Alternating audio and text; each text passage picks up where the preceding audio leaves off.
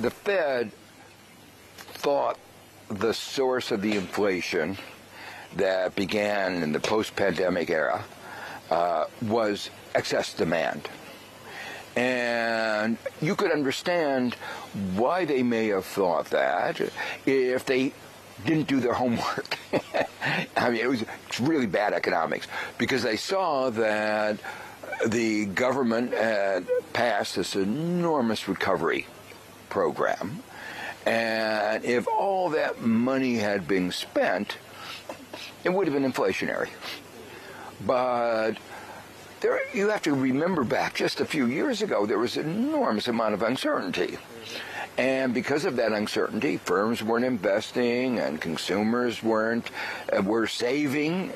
And you can see the data on savings accounts piling up.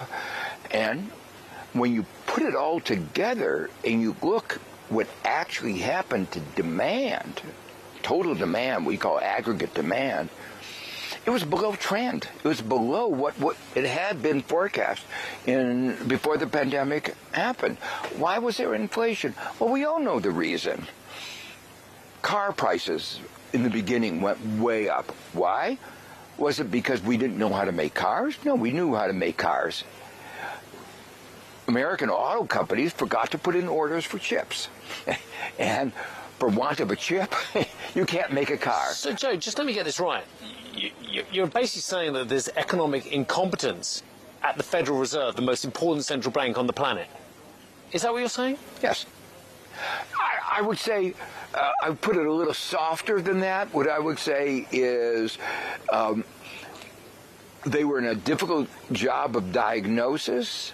There were some complications, and let me explain. There were some areas, sectors, places where there was a shortage from excess demand.